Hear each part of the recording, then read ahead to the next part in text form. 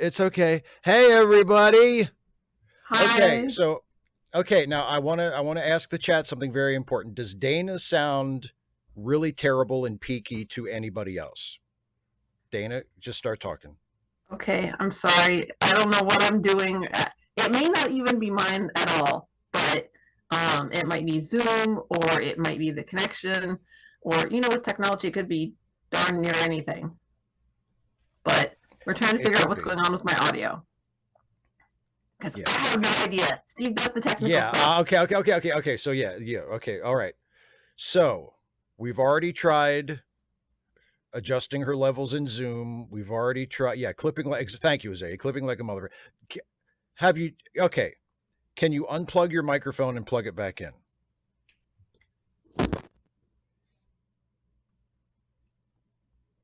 We've been futzing with this for about the last 5 minutes or 10 minutes or so. So that's why we're a little late.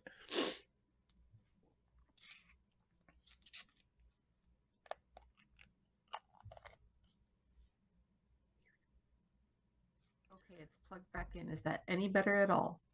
That sounds a lot better. In fact, you might have to turn your levels back up a little bit because you're a little low, but you're not. Say something Well, again. in fairness, I was talking quietly just in case. This is about Okay. normal, but I Okay. can go back in Yeah, and I would still nudge it up a little bit. okay. But yeah, you're definite because you were like it sounded like you were blowing the mic out.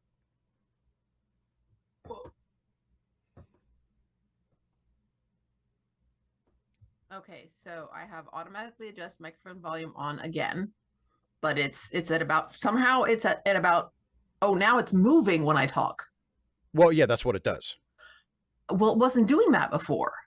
Oh, well, maybe okay, well, So something but yes, you sound better. You sound good. People in the chat, does she sound better to everybody? She sounds better to me.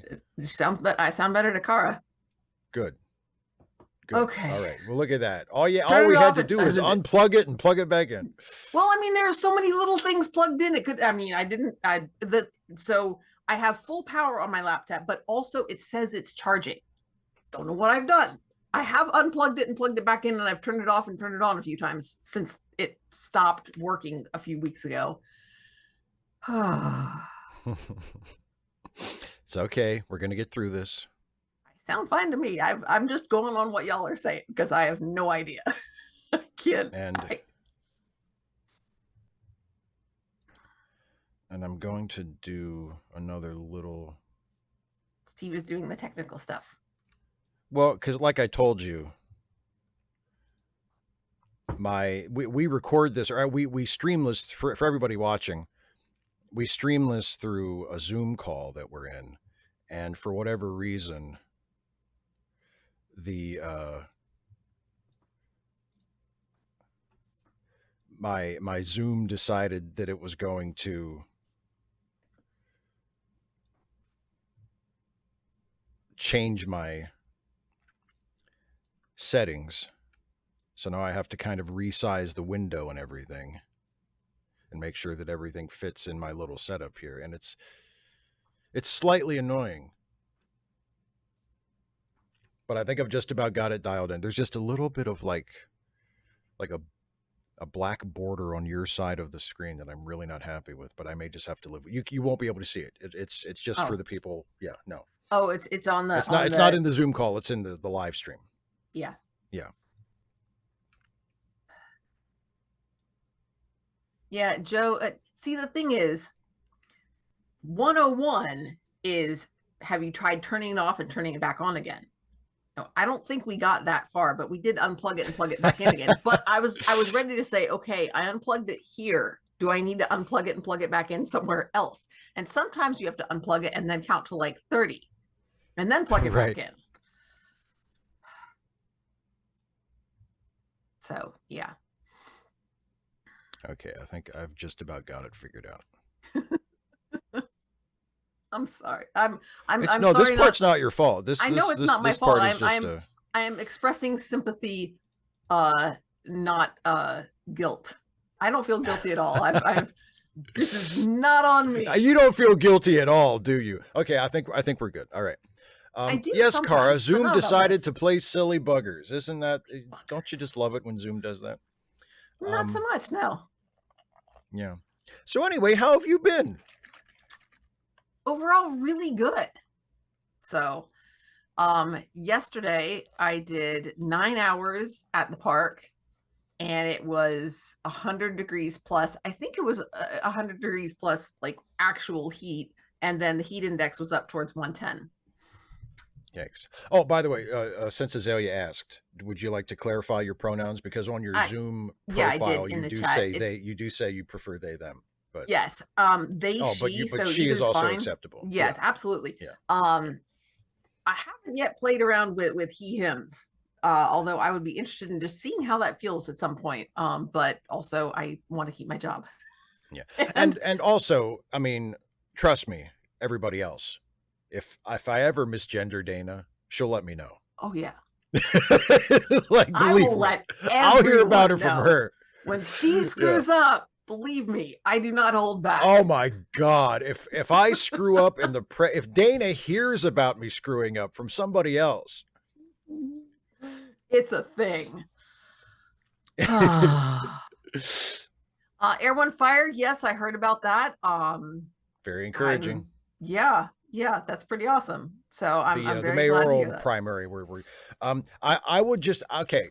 I'm glad that he won. I'm super glad that he won. I mean And I hope that he because wins.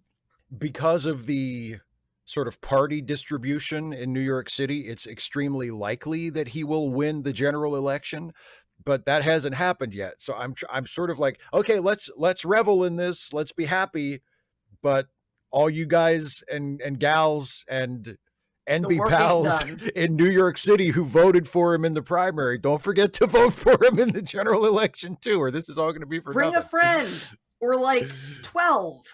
Yeah. Debbie, yes, I did. It Yes, your was, reunion. I really did enjoy that. It pretty much went, well, no, it went better than I'd hoped. It really did. There were some people that I was hoping to catch up with who were not there. But I do think we're Facebook friends, and apparently there was a Facebook group for our graduating class, which I was not a part of because I really didn't stay in touch with anybody. So like the group moderators didn't have my information. And then there was some, not exactly mix-ups, but the person who was originally organizing it had some family stuff come up, and so somebody else who actually his younger brother and my younger brother were really close, and so they're in contact with my family, so he was able to get in touch with me, so that's how I found out about it. So I was, it's unfortunate that the family stuff happened for the original organizer, but as a result of that, I found out about it and I got to go. So, Air One Fire, I really hope not. I mean, I know I saw apparently the I don't think so. the head of the New York City Democrats has said that she's going to back him. Yeah, So I would think so. I mean, well, but I mean, you would think the DNC. I mean, that's what the DNC theoretically is for. Like, once the primary is over and the voters have spoken, that's your candidate, even if it wasn't the one you preferred going in. Like, that's the way it's supposed to work, and I assume that's how it will work here. But Cuomo is also saying like, I'm going to run as an independent, and I mean, hopefully, the party, as it should, gets behind its actual nominee. Yeah. Well, not only that, but I mean, I feel like Cuomo saying, well, I'm going to run as an independent, just shows that he's not a party loyalist. And well, I mean, no, yeah. And I think if anything, that's going to lose him favor with the mainstream party folks. So that's a good point. Yeah. He's not towing the line. So he's not. Well, I mean, if he runs as an independent, I don't know if he's made any announcement yet, but I thought you said he was talking about it. Well, he's said before that he would consider it if he didn't get the nomination, but I don't think he's come. I don't think he's come out and said I'm definitely still running. Yeah, I mean, I hope he'd take the will of the people, man. I mean, they don't want you. Given how happy so many New Yorkers seemed about him not being the nominee. You Like, know, just take that as a sign, man. read the room. Yeah. David, we are all very jealous of you having a kitty sitting under your desk. I've got 4 kitties out there. I do not trust them to be around here. They're all different types of goblins and just needy. They're just needy. So Yeah. see, Steve, I do pay some attention to the stream. Well, I am I am grateful for whatever minimal effort you are willing to put forward. Well, you know, kitties. I mean, Oh, of course, kitties, of course. I mean, Do you have any idea when my cat, may she rest in peace, was alive and we were living together? You have any idea how many times I threw her out of a room so I could shoot a video? I'm sorry. I loved my cat to death. I would have murdered for my cat, but this whole, oh, the kitty's in my lap, I can't move. No, fuck that. I've got shit to do. We can snuggle later. oh, well, yeah. So the door is closed, so they cannot have me. The other thing is the window is right there, and they like to be on the windowsill, which Oh, means sure. climbing over the desk and things going on the floor. We don't need this. We'll just get this out of the way. Whoops. I mean, not so much this, just step, step, step. Oh well, and so. Oh gosh. So yeah, we have David Corton. We've got 4 cats. They're all tuxedos. They're all black and whites. And so they're all well, and one of them is almost entirely black. I was gonna say is I Little thought Mickey smidgens. was all Mick, black, but he has a little bit of white. he's got like a few hairs like here, like not smack Okay. in the middle, but like on his shoulder there, and then like along the like the back of his neck, there are a couple of hairs just here and there, but he's almost all black, but not completely. Oh man. And so yeah, he fits in. So Magic was the first one who adopted us, and he climbed into our car Christmas Eve while we were at Christmas Eve service with my parents and rode home with us. And then we were going to put up signs. I was supposed to make signs and put them up and lost kitten. And then I didn't. So we had him. And then my best friend was looking to rehome some kittens, and they brother and sister, and she's like, look, Magic's lonely. No, he wasn't. He was not happy with them. And then the last one is Mickey, and just a few years ago he decided that he was going to come up on our porch and visit us like every day and be really friendly and snuggly, and our daughter was just like, please can he'll just stay in my room all the time. No, he didn't. So yeah, That's the I mean, unless you actually want a cat, do not interact with stray cats. Just don't take that step. Don't tell yourself, well, I'll just pet it once. no, Because unless what you that like does live is that elsewhere. if that cat is looking for a place to crash, when you start paying attention to the cat, what that tells the cat is, I got this motherfucker. Yeah, sucker. I got one. Air on Fire, yes, they're so soft and fluffy, and they're different kinds of soft. Like Blackmore is soft and very smooth, and Magic is he's just the fluffiest. He's so fluffy. Oh my goodness gracious.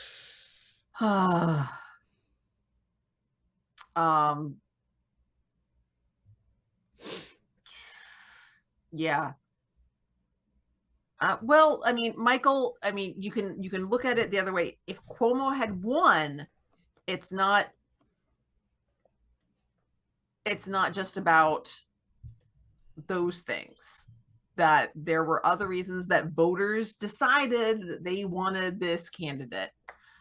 And yes, despite COVID, despite the sex scandals, there were other things that outweighed that for whatever reason.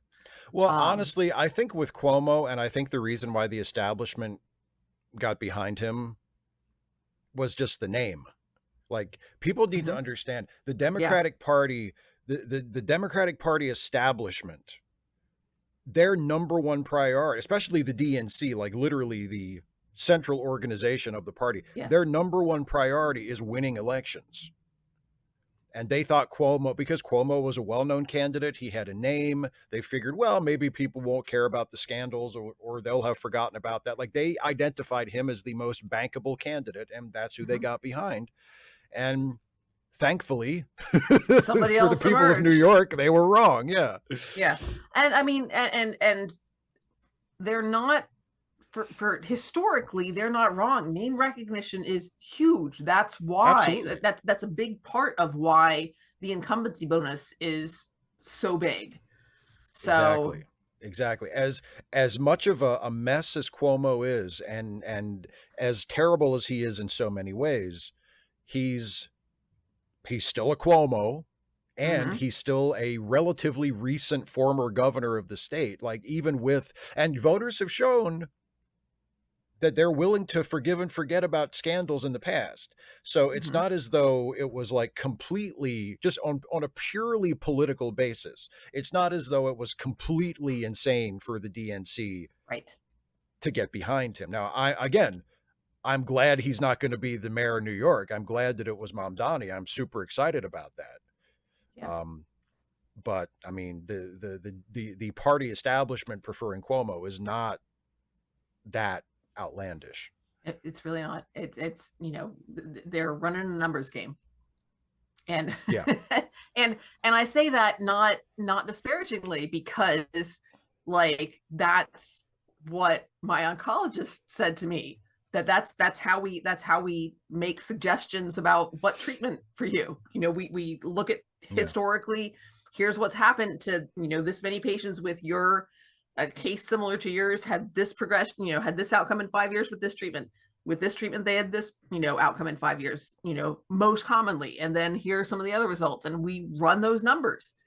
And although, as your retirement portfolio will say, past performance is not a predictor of future performance.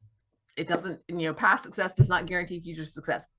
Right. But it is an indicator. Oh, yeah, absolutely. Okay, 255 AD has asked a couple of things. Um, First of all, do you think you're going to do a video about how Berman era Trek tried to deal with racism? Because my Star Trek video today Mm-hmm. was about the original series dealing with Yes. racism. Yeah, probably at some point. I don't have an idea in mind for it at the moment, but I'm sure I'll, because yes, it's definitely a different topic. It's, you can look at how it was dealt with in the next gen era versus how it was done in the TOS era. I mean, I do think I'm going to do that video at some point. And then 255D also says, my favorite episode of Voyager deals with racism. It's the one where the doctor wakes up in an alien museum 700 years in the future. Do you like that episode? From what I remember of it, I think it's good. I don't I don't count it among my very favorite Voyager episodes. And maybe one of the reasons is I haven't watched it for a while and I really don't remember much about it other than the premise. And I feel like if it, had really meant something to me, I wouldn't have such a hard time remembering details about it. But no, I remember it being a good episode. I remember it being a good episode. It's yet another, I think I mean, it's a good idea, but it's also yet another example, of which there are many in the latter seasons of Voyager, where it feels like the writers are really bored with the show, and they're just coming up with ways to do an episode, to do like an off format episode. Aw. Like, oh, let's say let's say it's 700 years after the setting of the show, and the holographic doctor is there. Okay, seems kind of random, but I guess if you're bored writing your show, and, like, and they did that a Aw. lot. There were a lot of Voyager episodes where it's like, We're tired of writing suddenly, this. it's 25 years in the future, and some of our characters are What is going back in this? time. Yeah, and it's like, okay, sure, let's do it. But I mean, it really seems like you're tired of writing your show. And you're looking for a way to do an episode, but not to do an episode of the show you've been writing. You know? You want to keep Um, your job. yeah, but but I mean, in a way, that's kind of fun, because it shows. Because I mean, I can't imagine TNG doing that. For just like a regular episode. Like TNG might do something like that and promote it as like a big, event episode of like, you can't miss the next episode. But like for Voyager, I mean, like the episode we're talking about, it was just an episode. It wasn't like it wasn't like an anniversary or the season finale or the series finale. It was just an episode that they just did. And it's really hard to imagine another show before that in the franchise doing that. And that's not necessarily a bad thing, you know. But I do think it smacks of boredom from the creative team. It's kind of a bummer. Well, they were writing on Voyager. I mean, honestly, I would be, you know what, if I worked on Voyager, I'd be just, yeah. Well, that's what David says. You've seen looking Voyager, at the paychecks. Wouldn't you want to write a different show? I'd be like, I probably couldn't make any more money than this writing for another show or doing whatever I'm doing for another show. It's Star Trek. It's probably going to be on guaranteed 7 seasons at that point during that era. Yeah. So, I'm just going to keep the money. It's a steady gig. Yeah. Yeah. So how has your week been? Pretty good. I've no doubt because of the new Superman movie coming out in a few weeks, I've been in a very Superman-y mood lately. I did a Superman video last week. I think was it last week. And I've been rewatching the Christopher Reeve Superman movies. I have now rewatched all 4 of them. And I told you already, Dana, I'm going to, and I finished it today. I finished writing it today. I'm going to do a video for next week about Superman 4, the worst one, but the one that it was the first one that I really like latched my tiny little fingers into when I was a kid. Ooh, so we get that personal connection too? A little bit. Okay. I mean, that's not Okay. mostly what it's about, but it was, I mean, it came out in 1987. So it was the first Superman movie that I ever got to see in a theater. And that was the same summer that the live action He-Man movie came out, which I also saw in the theater. So that was a big summer for little movie going Steve. I was dragging my mom to see some really disappointing movies about properties that I loved in the summer of 87. But yeah, so, and I mean, I had the novelization.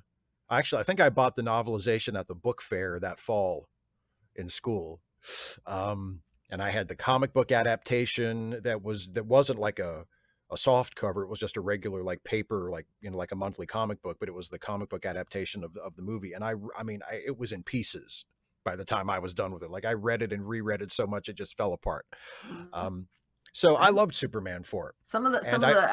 I have that's one of the books I love videos that's going to be coming up that I have not done yet is on a book that I have taken out of my classroom library because it's apart.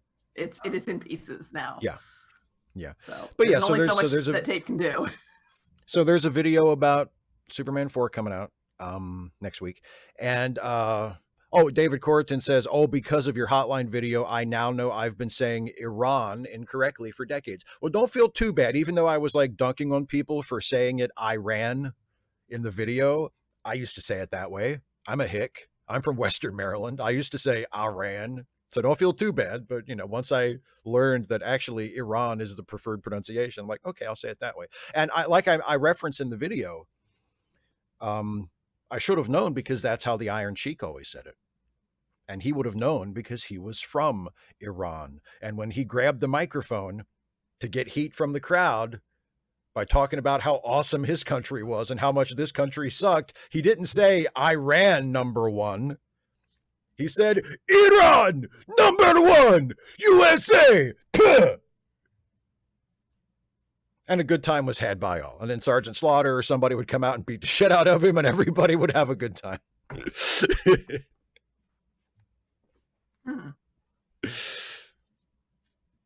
What are you thinking? You look like you're pondering something. Well, just the pronunciation. Is it Iran or it like the R too, I think. like the way we use the R is not the way it would be said. Well, yeah, I I mean, think if you're going for like an accurate, like native language and so that's sort of pronunciation. what I'm wondering is how much, because I was thinking about I've started talking to our neighbors. I don't see them much. I think their hours are just different from mine. So I look because my husband has talked to them more than I have. And, at one point she said, I feel, that they felt kind of bad, like I was ignoring them. I'm like, I'm not, I just don't see you. So I've been making more effort. And so they're Hispanic, but they say my name Donna Oh, they because, like in Spanish. yeah, Yeah. because that's how it's spelled. And that's how you say that, you know, Donna. Donna. So Yeah, David, I believe Iraq is also Iraq. pronounced like that. Like I just said it, Iraq. Yeah. So, So, but what do you think we so should what just, watch a spec? Yeah, go ahead. I just, Oh, go ahead. but I mean, how much I know they mean me, so it doesn't bother me at all. Like they say it how they say it, and it's just like that's okay. You know, I just, I know they're not doing it on purpose to be jerks. Right, exactly. So like with students, I will make an effort, and I for some of them, like if they've got, like if I have what did I have? Like I had something like a Catherine and a Kathleen or something. Like I'll have similar names sometimes in the same class, and I'll get them backwards. And Mhm. it just it or I'll have somebody who has a slightly unusual pronunciation. Like it took me a long, not a long time, but it took me a little while to get Kamala Harris, and I still have to think about it. Kamala Harris's name correct, because of course that spelling of that name, I was more familiar with Kamala Khan. So the accent's on the second syllable instead of the first. So like I wasn't like mispronouncing any of the syllables wrong. I was just misplacing the Yeah, emphasis. the emphasis. You put the And emphasis because on the wrong syllable. exactly, like Baseball, Baseball, Baseball. Baseball, yeah, the Exactly. national National pastime. fast.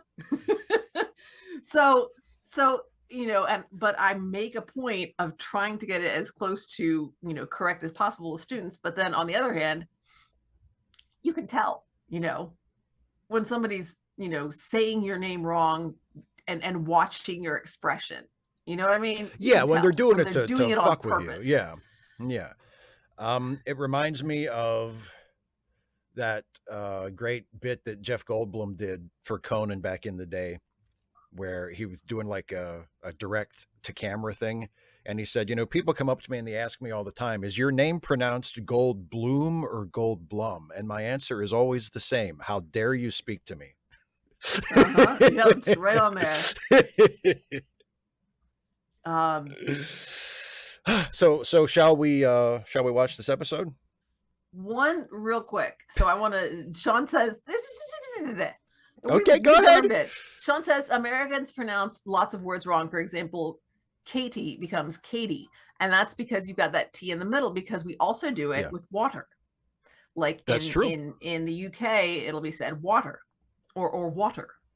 There's a T in the middle, but we elide that until it becomes water.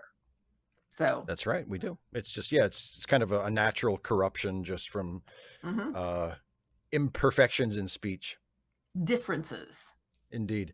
One more quick thing before you tell everybody how this works and we watch the episode. Mhm. Kirok says, have you seen the Superman 4 uncut version?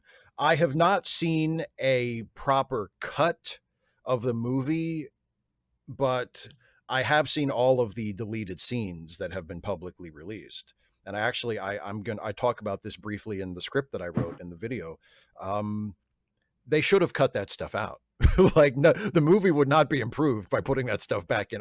And there's one, maybe two exceptions. There are one or two deleted scenes that are relatively brief and are pretty good and might have been okay to leave in the movie.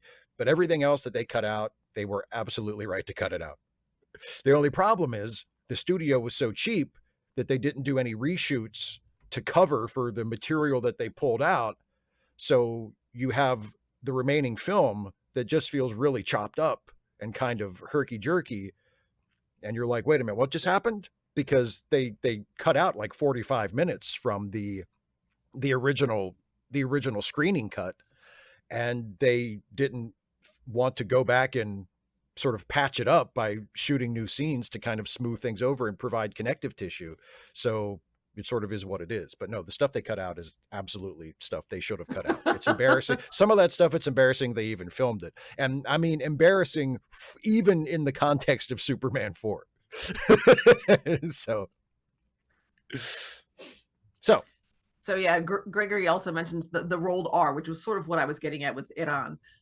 But it's fun because you can roll it or you can trill it, and it's not the same. And I was asking about that because I'm not sure what Portuguese does, and I know that Spanish does both. Anyway, just sounds are different and languages are fun. So yes, somebody asked, Snake McCat said, has everybody got the episode queued up? Well, if you don't, you've had plenty of time. You've had extra time. That's right. We have babbled longer than usual this week. Debbie's even got it queued up on her phone. Good for you, Debbie. Good. So you queued up. Now I will say, Steve probably did it for you. When I queued it up and I like let it load and then hit pause, it was at 0001. So again, right. If it's not exact, it's a potato. You know, it's exactly Iran, Iran. Right or wrong, we're all going to get there together. Just get it in the ballpark. Just ish. And then, people from there are called Iranian. So the vowel changes even more. So anyway, get it there and then hover over your remote or your cursor or whatever, your finger tappy over the play button so that when Steve says 3, 2, 1, play, when Steve says play, we all press play and we're all happy. We watch season 6 episode, is it 7? Episode 5. Oh, episode 5. Oh boy, let me make sure. You have the wrong episode queued up. Favor the Bold. Favor the Bold. Yes, I got that. Episode, yes. Also, episode it tells 5. Me it's the one I haven't seen yet. Well, there you go. That helps. That definitely helps. Season 6, episode 5, Favor the Bold. All right. So I'm ready. Are you ready? I am ready, and hopefully everybody else is ready. Okay, I'll count us in just like Dana said. And everybody hit play when I say play. Here we go. In 3, 2, 1, play. Oh, Snake McCat says it was more about making a Q joke because Trek. See, these are the things that I Q. Is it all queued up? I get jokes.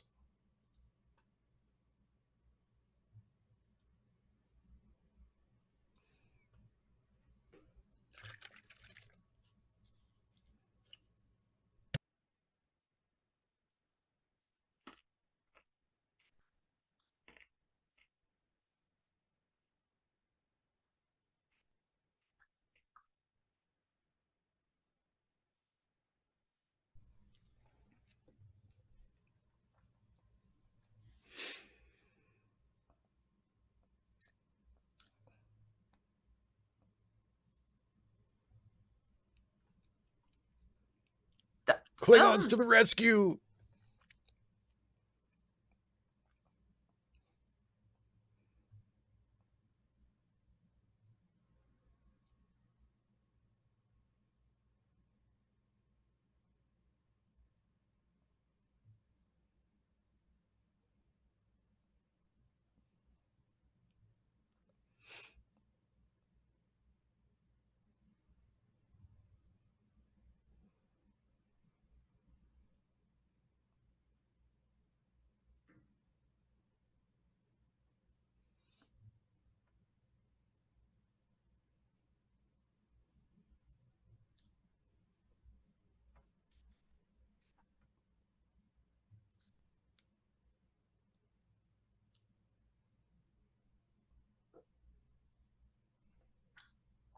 We're playing tag.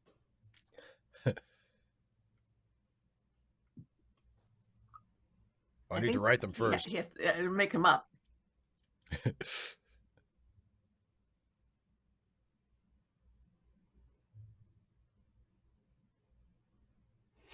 I think there's a joke there about, decoys. Are they related to McCoys? Dr. Decoy. I made a Star Trek joke, Tuna.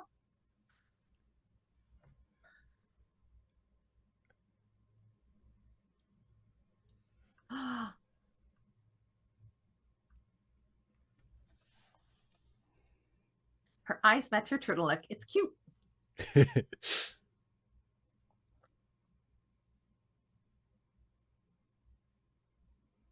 The problem is I'm very drunk.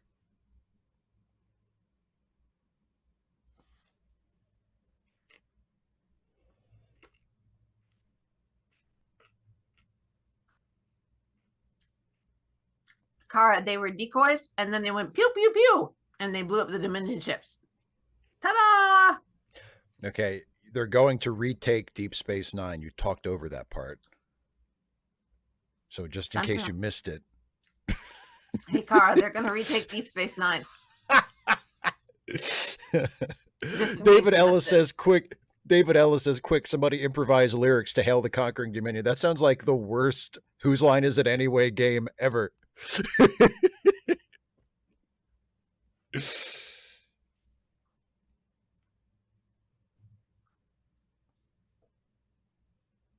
I don't actually know that song. I know it from a line in a movie somewhere,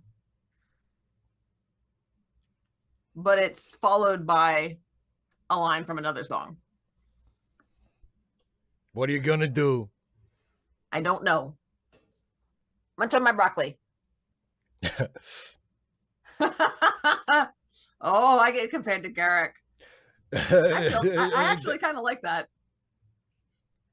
Villains are the David best. says, so the song would be a hoedown? I mean, it would almost have, if we're going to somehow topple hoedown as the worst Whose Line game, then I think it would have to be, wouldn't it?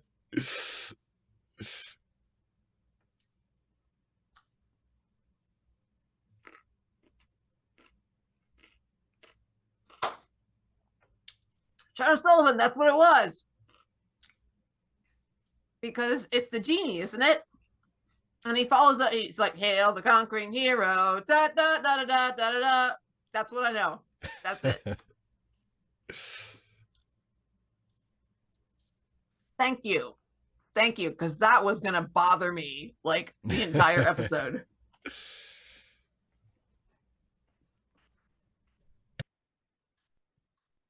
Okay, well, that's pretty good.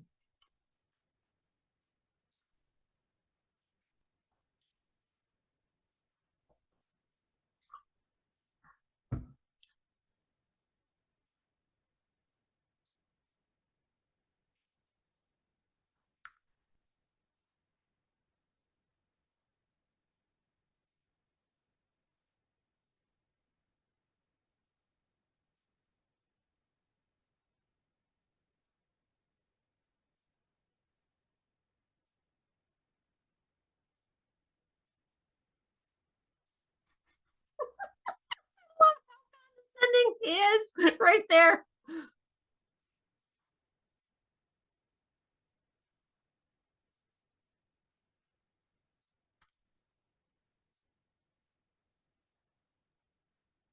I mean, you're not anymore.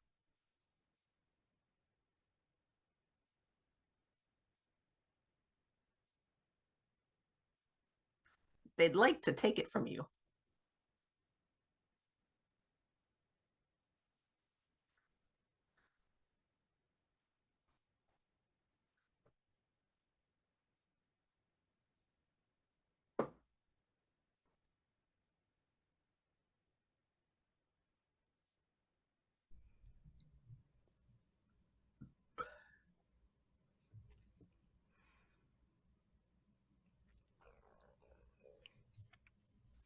Oh, he's chewing. Listen to that enunciation.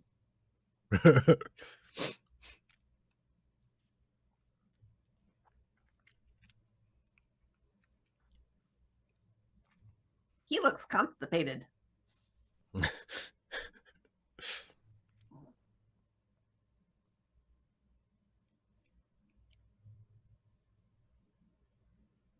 Uh-oh.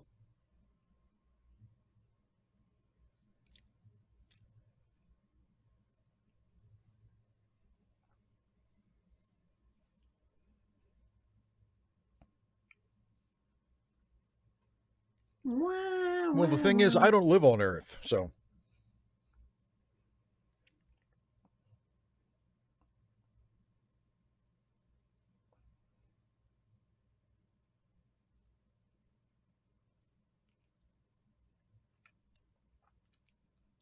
nobody cares about Earth, dude. Earth ain't shit.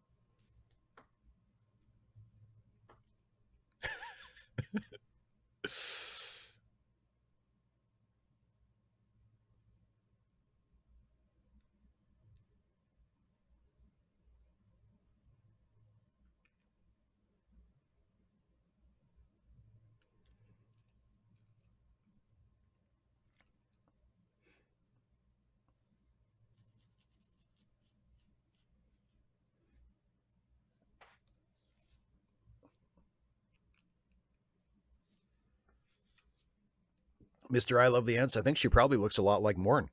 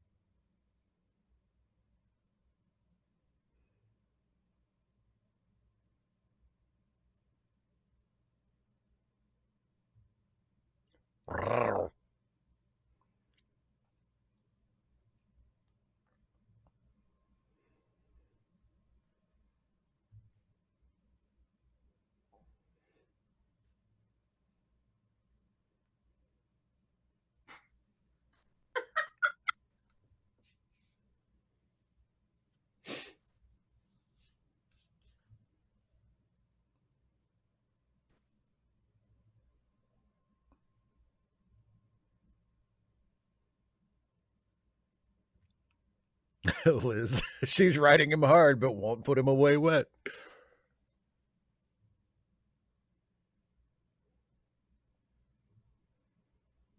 And what was the name of that thing we did? You called it a burrito? Caitlin, they fucked. Yes, they did.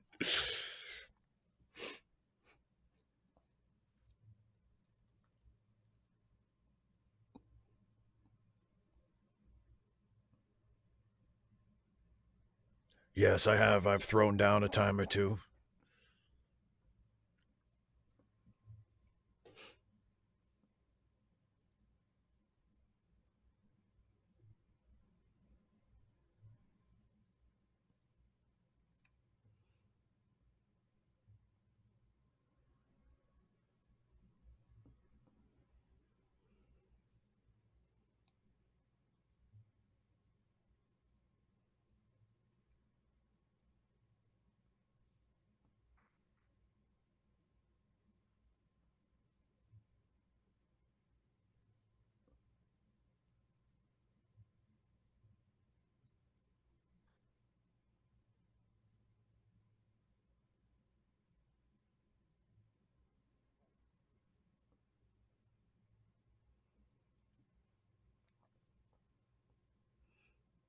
They wanted to sit up and put their feet down, not have them sticking out.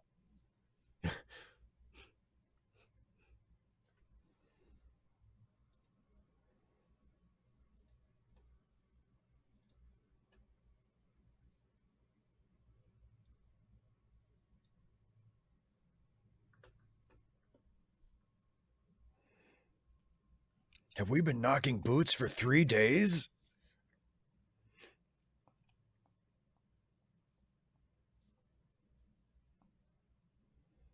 Uh, Man,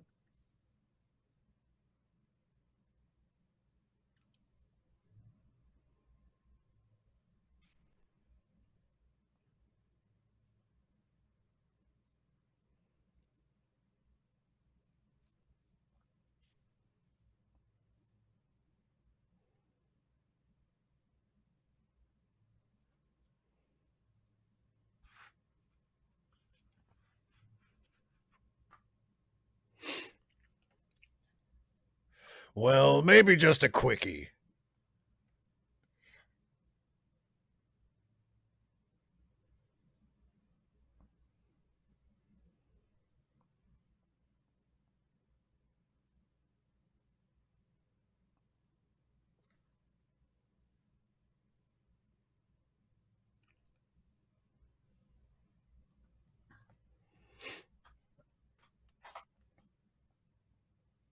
Did they sign the back?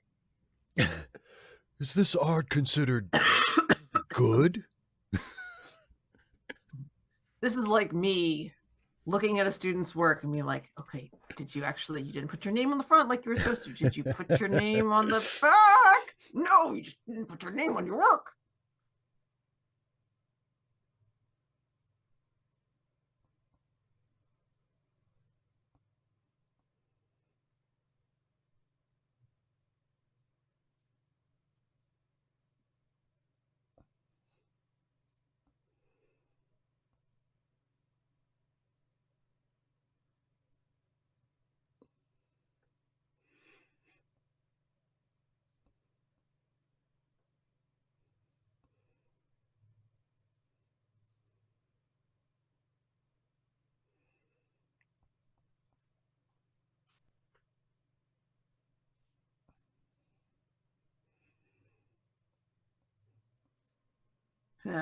The Greeks would disagree.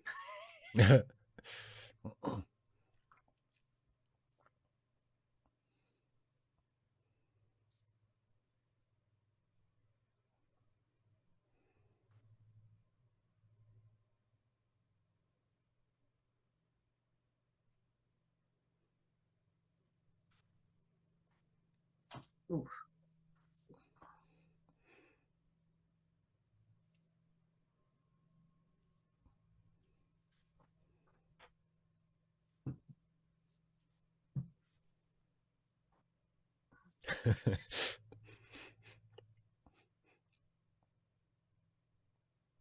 Mr. I Love the Ants, I think that's a great idea.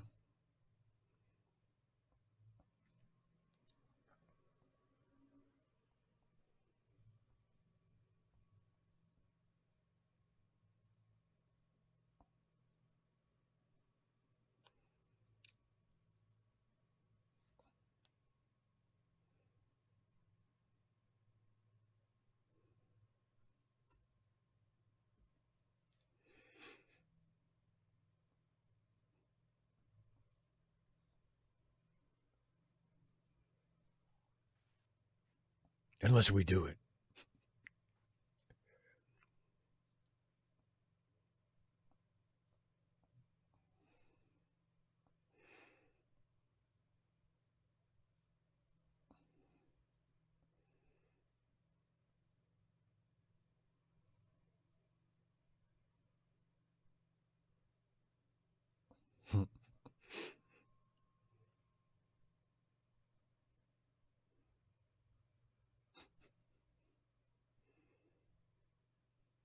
Dead Rom walking. Well, no, you did say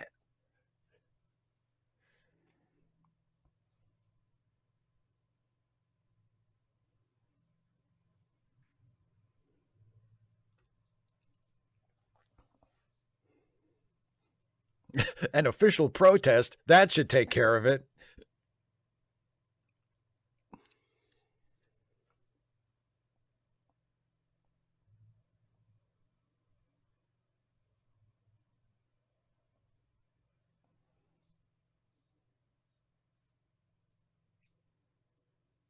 You know what'll really upset her? My execution.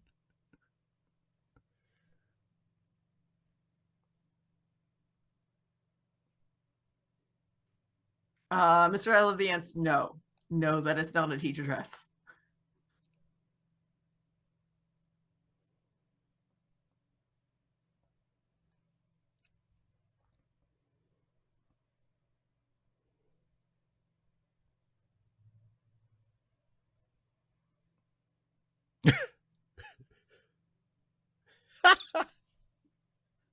He, I love that he seems seriously to be like negotiating this offer.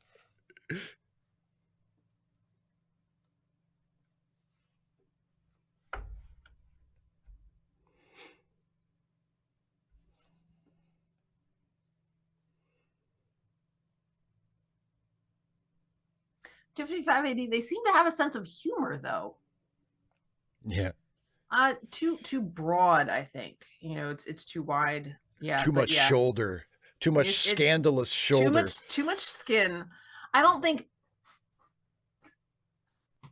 I don't think anybody would get I don't think anybody would fired for it.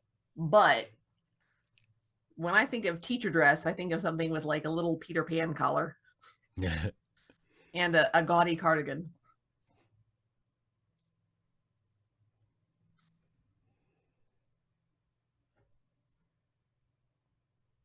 Then you die too. Eh?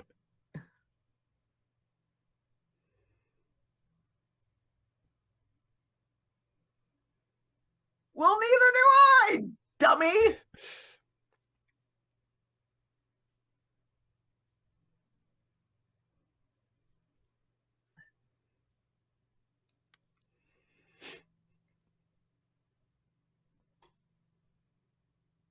What the hell?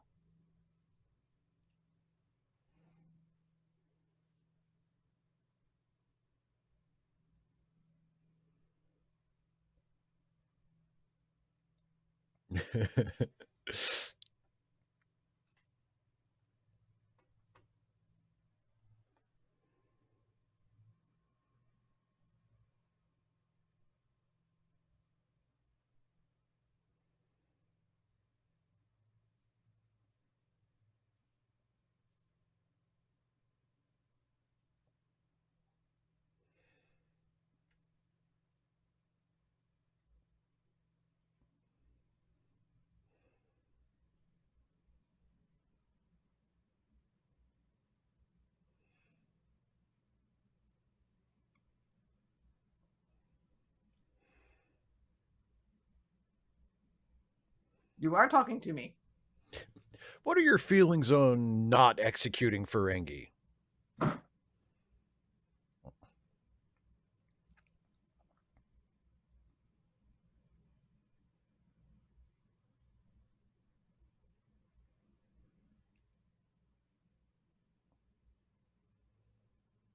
I can.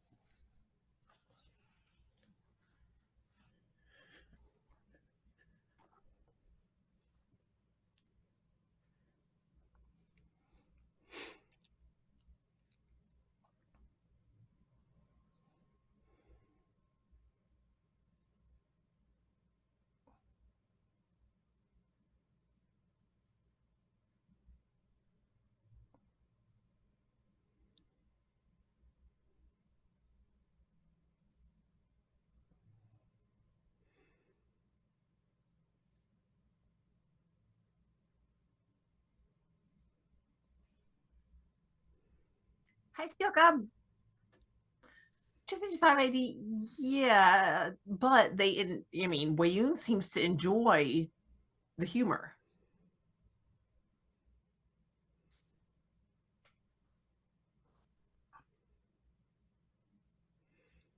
Oh, I guess she's at that rebellious age. 25.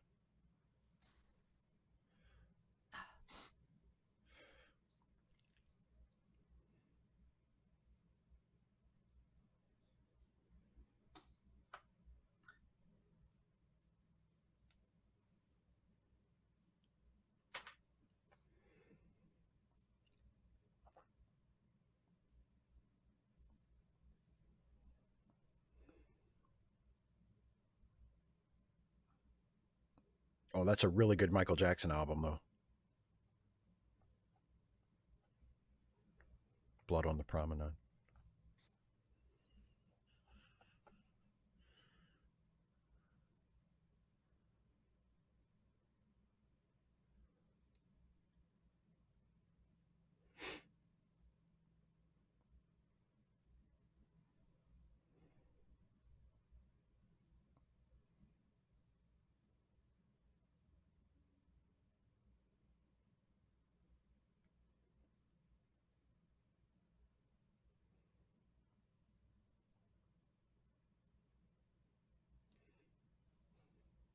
God.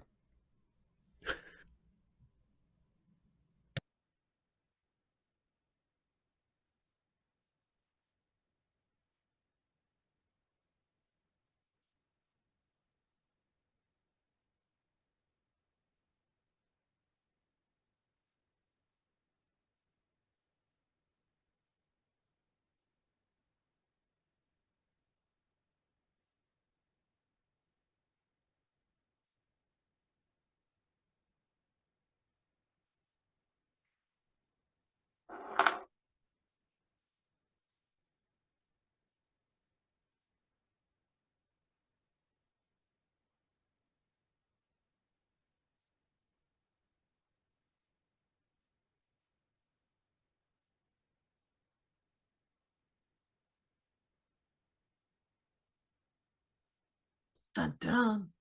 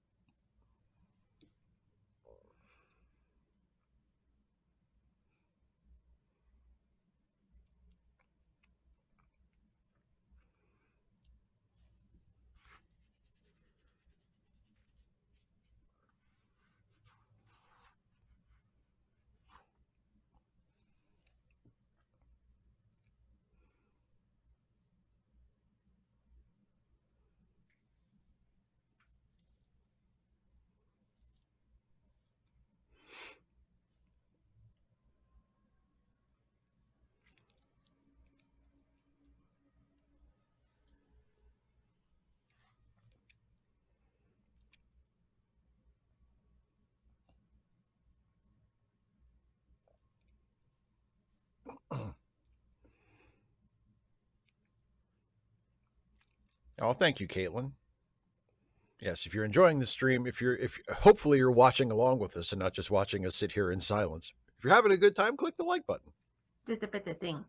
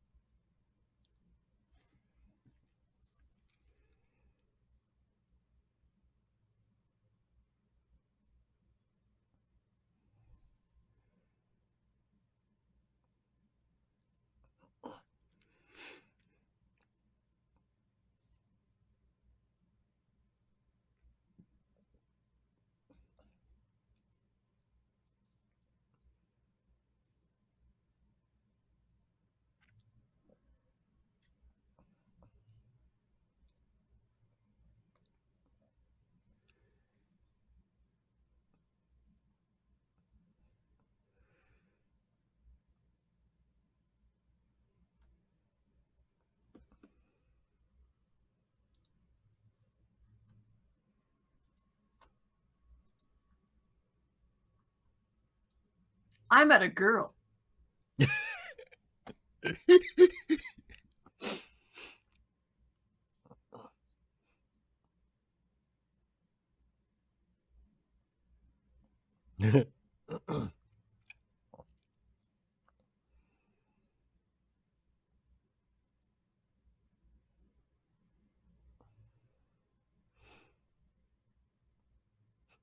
I love that he's like wrapping the birthday gift right there.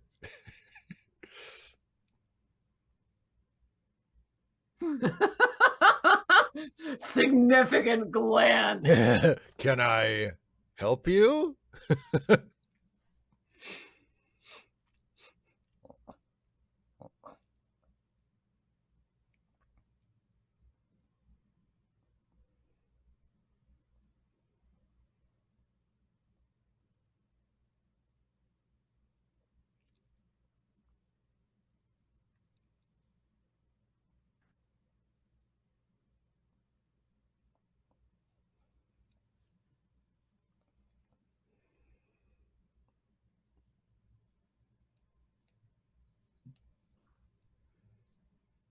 Hey, tying bows is tough. You need some ale for that.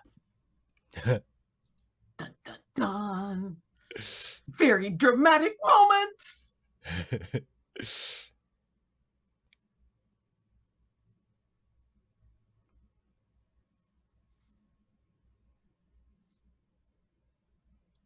The little sparkly dot.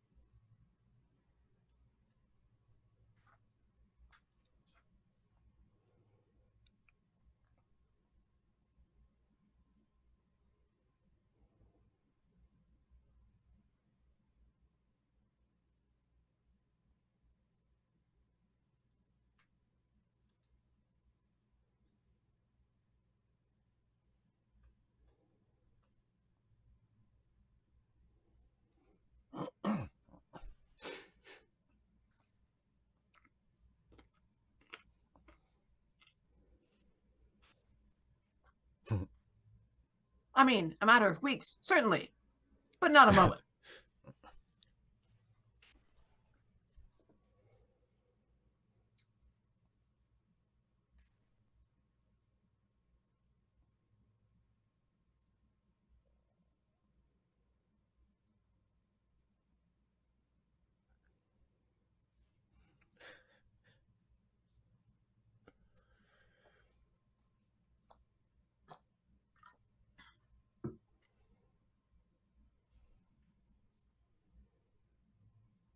Won't we?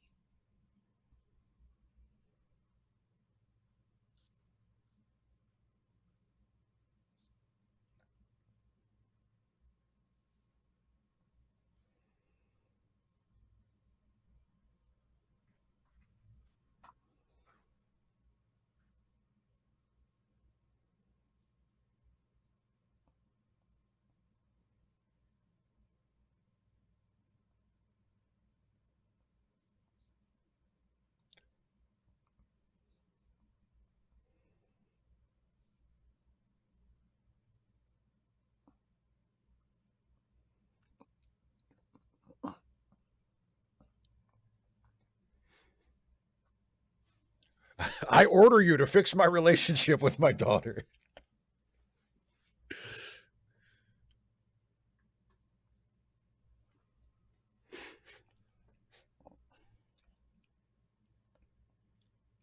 Caitlin, yeah, I like that. I like that read of it. And yeah, 255AD saying it bugs you that aliens are measuring things in weeks. That's because that's familiar to the audience. If the aliens say, "Oh, it'll be in, it'll be 5, Spit quiggly clouds. things from here." Yeah, it's like nobody knows what that means. That's pointless. You speak in a, you reference things that the audience will understand.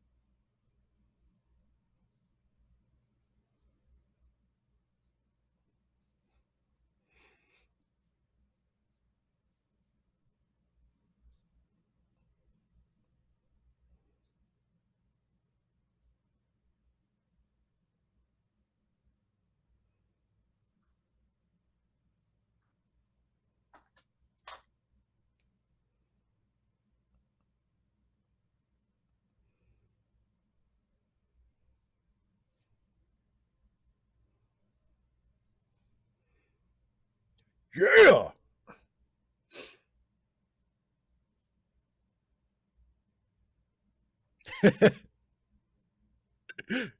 Yeah, and the double axe handle for the cherry on top.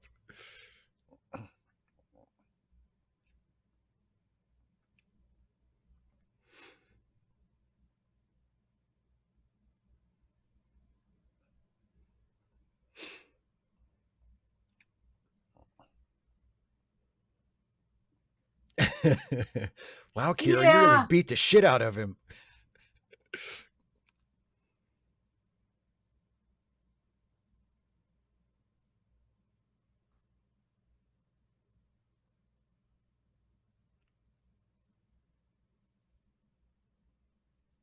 He's really not.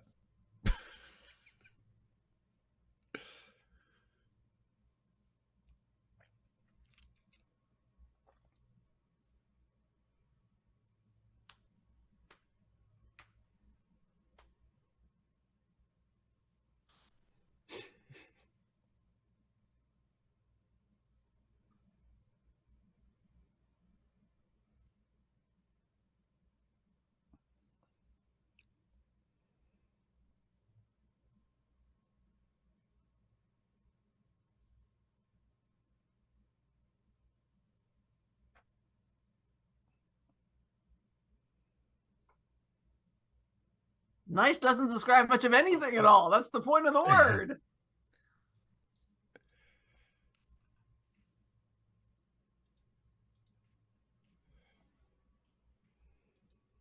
Yeah, Demo was right.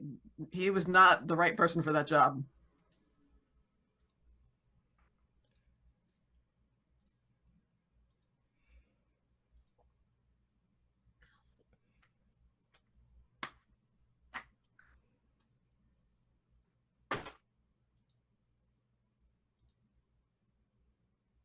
Uh-oh. Chat widget? Yeah, I fixed it.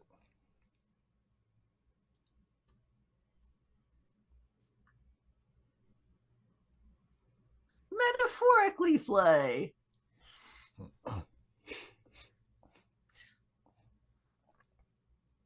Cold. I don't know why I'm cold. I'm cold. Weird. Maybe it's perimenopause.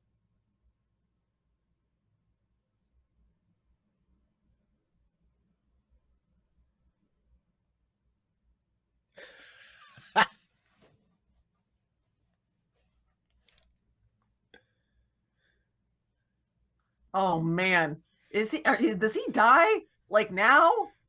No. 255. No, I don't have Apple TV. No murder bot for me.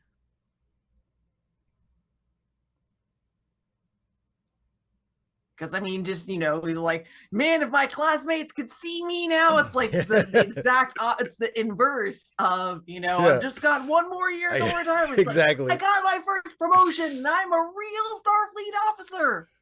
Dead. Yep.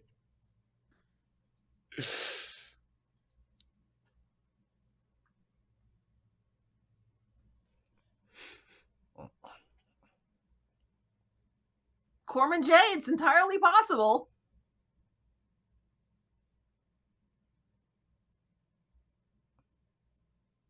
Wow, that was a long cut. 25580, that is concerning.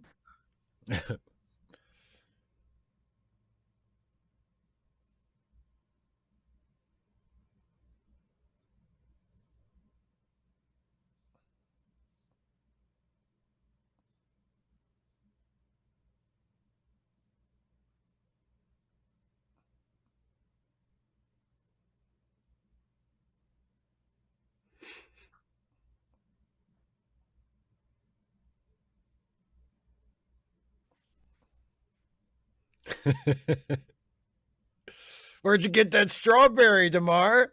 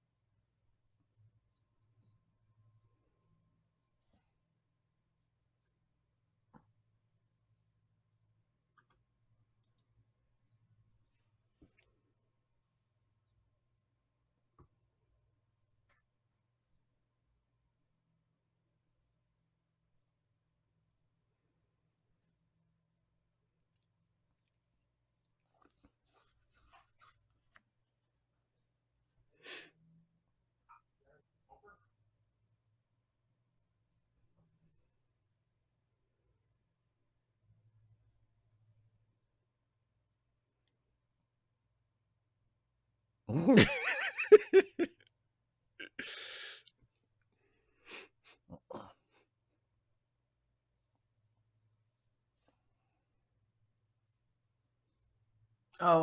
I thought it was the fact that, you've had sex now. Everything seems different somehow. No, it really doesn't.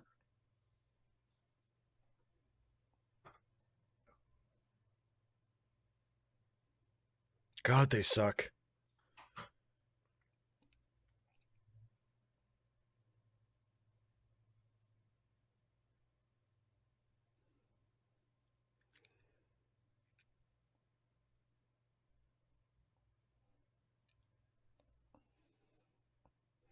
A literal manner of speaking. Post nut clarity. Exactly, Corbin J.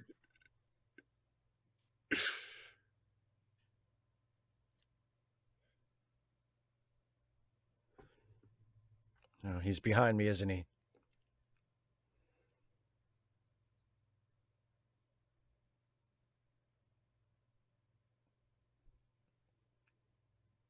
Shapeshift your pants off and get in bed.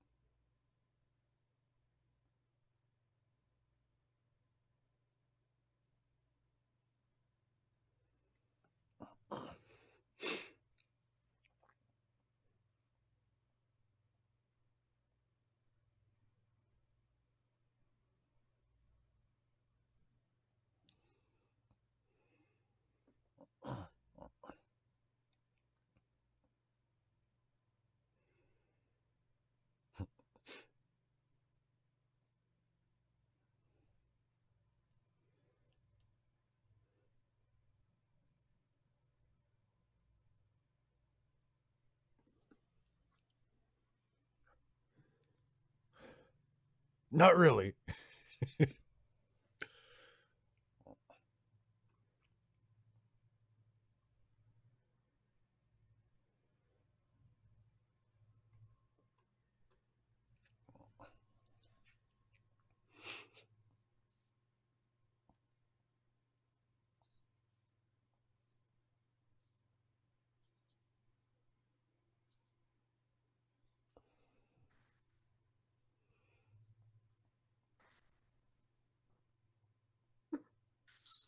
Ah, Jonathan Patrick Harker, the immortal words.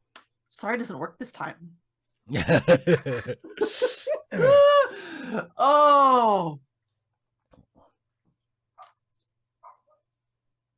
25 years ago.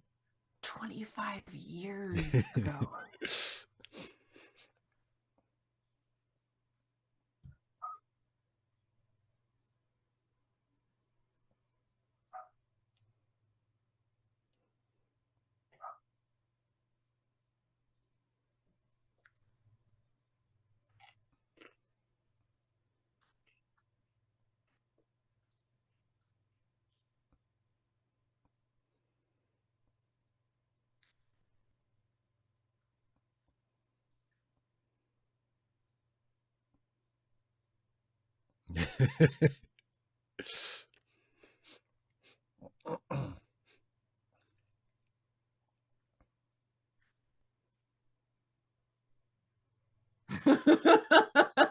HB Haga, that's good.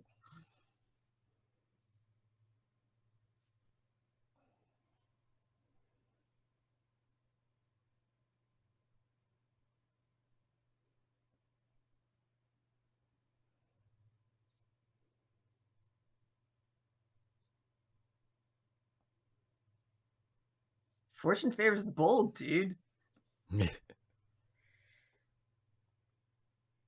Dun dun dun. To be continued after Of 2 weeks course. of Poirot. Sorry, everybody. So what'd you think?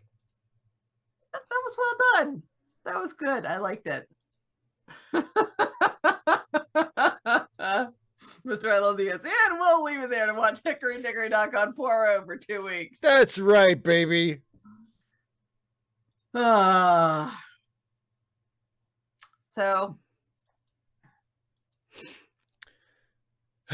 yeah, it's a good it's a good arc, and we're obviously coming to the end of it now.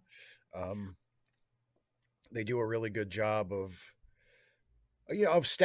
stacking the odds against the heroes, which is what you need to do. You need to yeah. you know Well, and also showing, the stakes, the human stakes. We've got Rom is supposedly going to be executed, yeah. and the fleet is outnumbered 2-1. And so they're not only it's a really nice, like, complex situation, because there's Rom's going to be executed. There's going to be a big battle to take back Deep Space Nine, and also don't forget there's a ticking clock because they're taking down the minefield, which will allow them to bring in reinforcements through the wormhole. So it's not just, well, if Cisco and his fleet fails to take back Deep Space Nine, they can regroup and try again. Probably not. Like, they get one shot at it. The implication is, that if they don't retake Deep Space Nine, they're also going to get squelched, and Earth and wherever else is all in danger. Oh no! Oh yeah. And then also,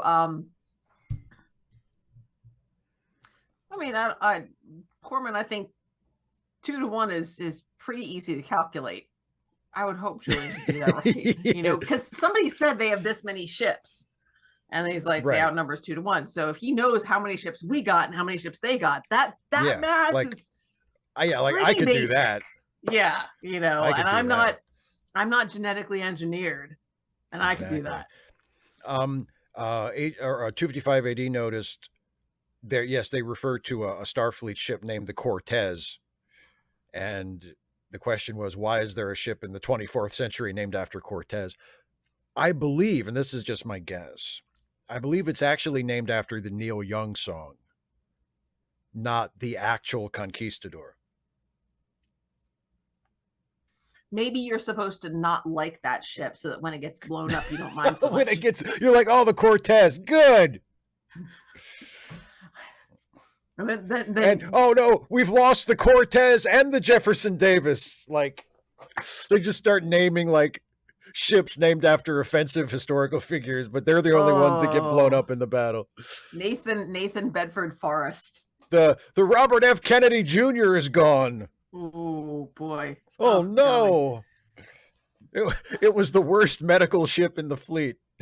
We're better off without it. Julian's like, yeah, I never liked that one. That's if you get a sign there, it's a bad sign. 255 AD, I would say he just didn't care. He just didn't care. You do what you got to do, man. Make it work. Yeah. Make it work.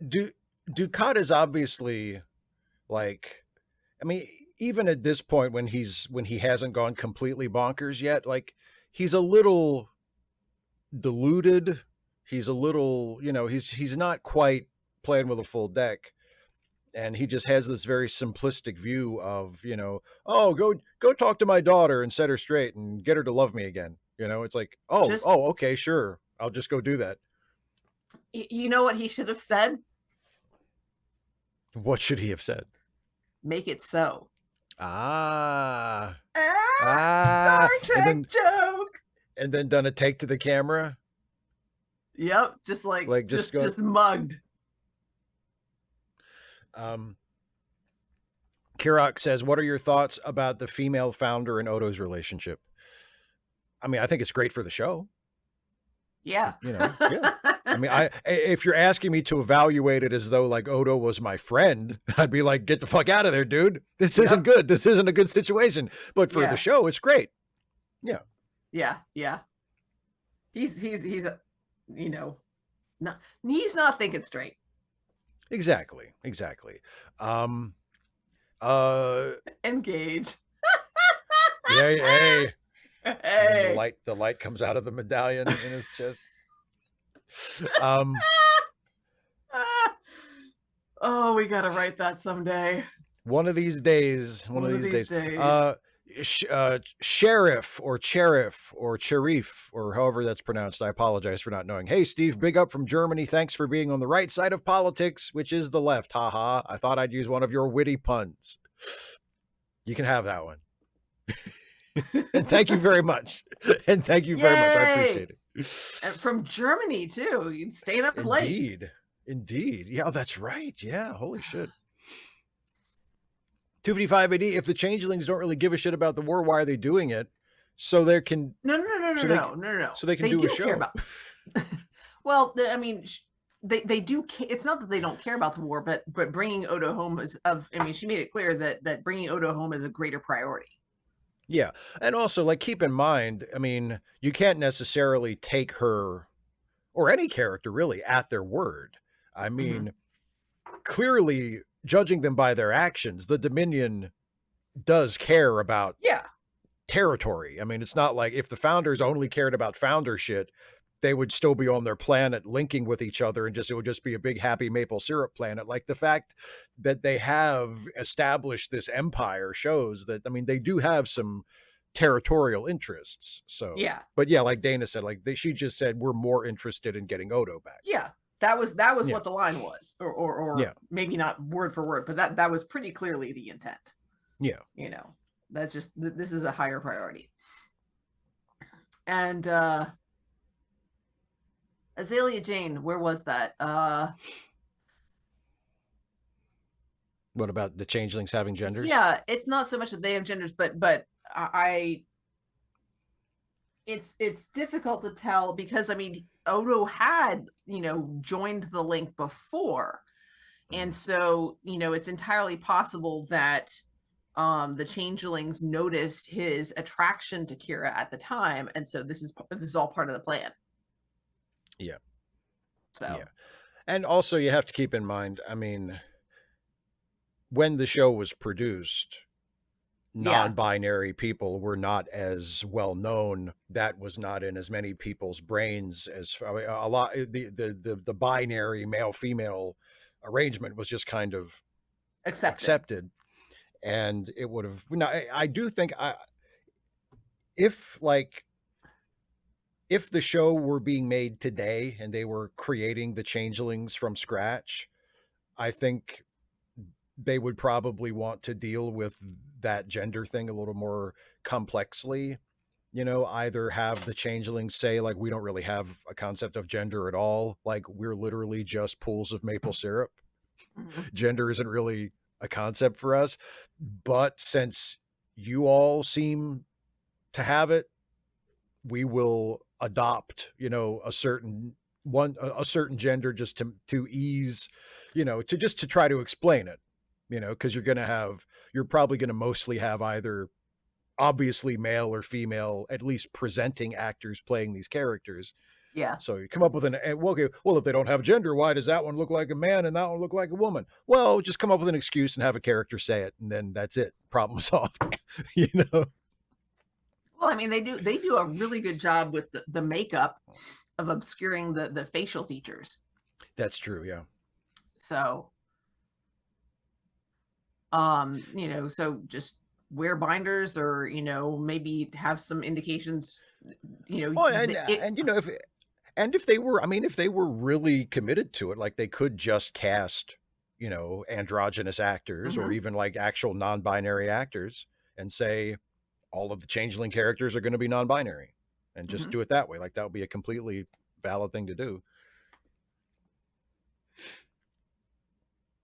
Yeah, 255 AD, I can kind of understand that, but also, from a storytelling perspective, it's the the characters are going to react to it. So it's a big moment. Da da da. Yeah, yeah, yeah. And I mean, Dana, you obviously were not paying attention at the time that this show originally aired, but the big effects shots in these episodes of Deep Space Nine with all the ships and stuff, they were a huge deal for Trekkies at the time. Like Star Trek fans fucking just lost their minds at these massive, effect shots of like dozens of ships. And then like next week or 3 weeks from now, I guess, when we watch When we part see the pew two, pew pews. I mean, when the ship's fighting and like a massive, like, that was treated like such a huge deal because Star Trek had never done that before, except maybe once in the movies. And Star Trek First Contact, there's a battle scene kind of like that. But I mean, on TV, like you'd never seen anything like that in a Star Trek show. So just because of the novelty of it, you know, it was treated as a huge deal. I can believe that. I Yeah. I tend to find combat kind of boring. I Sorry, mean, everybody. to be honest, and I know I've said this before, as like I really, really love this sort of era of the show that we're in now. I think there's a lot of good episodes in this. But I also, I mean, I really like the Bajor stuff from the first couple of seasons. Like, I enjoyed a more small scale show. And I mean, I have never been one of those, like, I enjoy the show from start to finish, but I have never been one of those people that was like, oh, just wait till they start the war and it gets good. Like, it was good. It was Mm-hmm. good all along. Um, No, Air One Fire. This is after First Contact because remember, First Contact is when they introduced those uniforms, those gray shoulder uniforms. nerd. Yeah, this But is like a yeah, year after First Contact. Yeah. I like and it came up in the chat. A couple of people were talking about Lita's meepy cry. Oh yes. I like that. And I don't Yeah. know that they had to do a whole bunch of takes because I mean it adds humor to the scene. I wouldn't be surprised if that was just in there. The director's like, we don't want this to be too much of a downer, especially early on in the episode. We want to build from this. Yeah. And nobody really thinks he's gonna die. So Yeah. there's Yeah. that. It's not a Joss Whedon show. You're not thinking they're actually going to kill him. Yeah, well, and I mean they've already kind of established. I mean, have we had any major characters die? I don't think we have.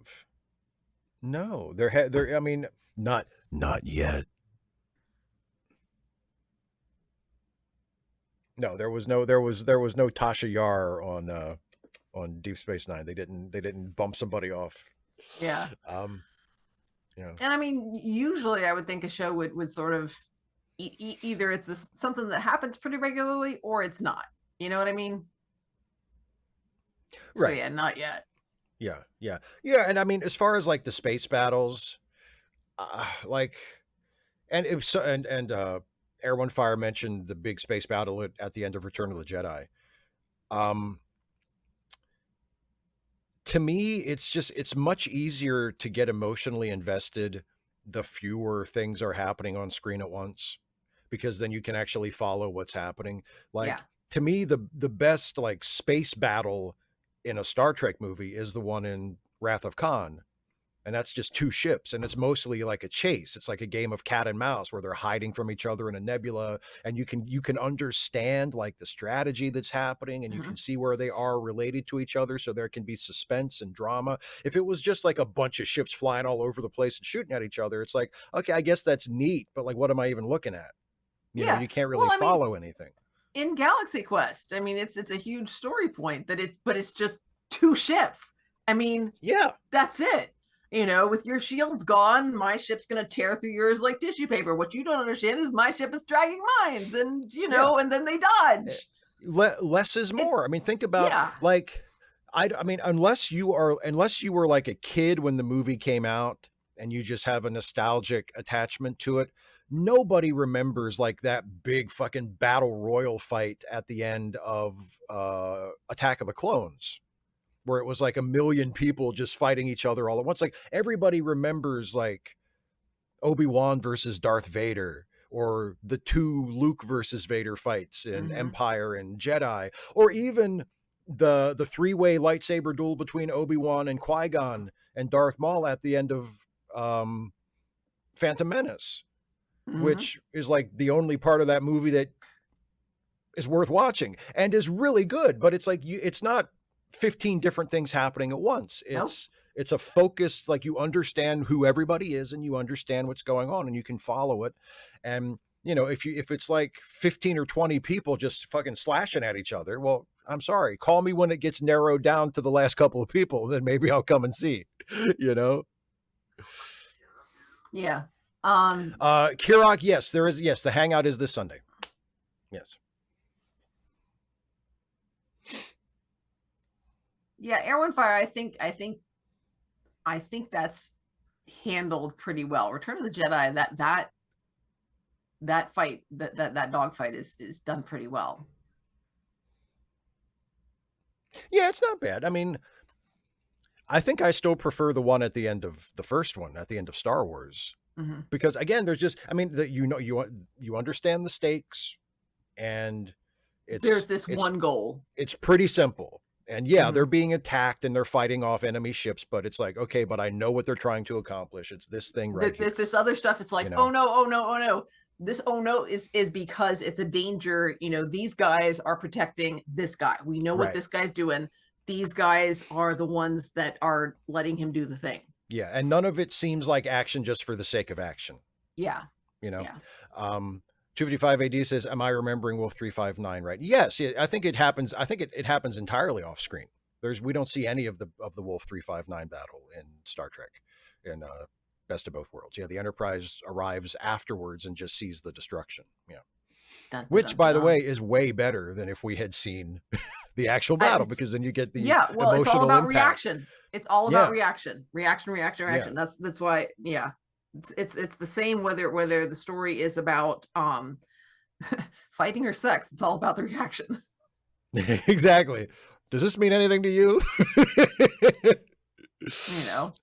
You care I about mean, this? they both involve vulnerability and how you deal with that and risk. And yeah. So anyway, yes, let's not forget Sunday is a hangout. Sounds like. Yes, it is. Yes, it And is. then next Wednesday, we're back again. Woohoo! For And we're watching Poirot. Poirot. Yes. Yay! I'm sorry, everybody. The first half of the next Poirot episode. So just a reminder, yes, that we leave Deep Space Nine on a cliffhanger, but because of our new scheduling format, because all of the Poirots from now on we're going to be watching them in two parts. So we're going to watch Poirot for the next 2 weeks, 2 weeks. and then we'll And come then back we'll finally come and back finish up to Deep Space Yeah. Nine. And the Poirot episode that we are starting next week is, as was mentioned earlier in the chat, it is called Hickory Dickory Dock. Caitlin says, Not, and it's the Agatha Christie version, not the Andrew Dice Clay version. Caitlin says, you know how you go, oh, the cars are so beautiful. The ship battles are supposed to be like that, but it doesn't really work because it's not the cars themselves are beautiful, and you really can't admire the ships because I'm guessing they just go whizzing by so fast. You don't really see them. So That's you true, don't really yeah. get to appreciate them. The cars are really pretty though. And the hats. I like the hats. The cars and the hats. The cars and the hats. It's like Downton Abbey, but with murder. I mean, they had some of that too, but Poirot has more. Poirot is the murder quotient is way higher. Yank it up there. Philip Kiyoshi really did.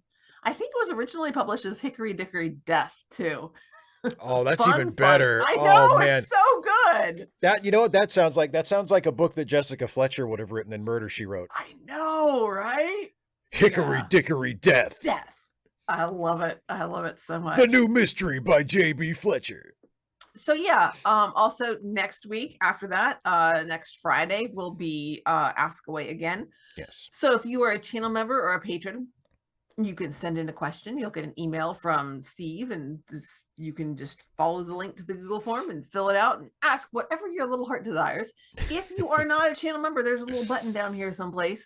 It says join. You can click that, or you can go to patreon.com/Steve Shives, and you can support his work for Star Trek and Superman and all sorts of pop culture type stuff, as well as politics and telling it like it ought to be. Yeah. Yeah. Also, don't forget to look down in the description.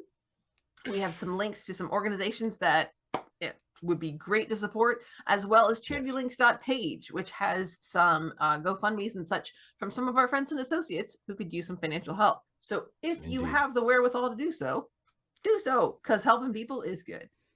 Helping people is good. Yep. Well, I believe that just about wraps it up, doesn't it? I think so. All right.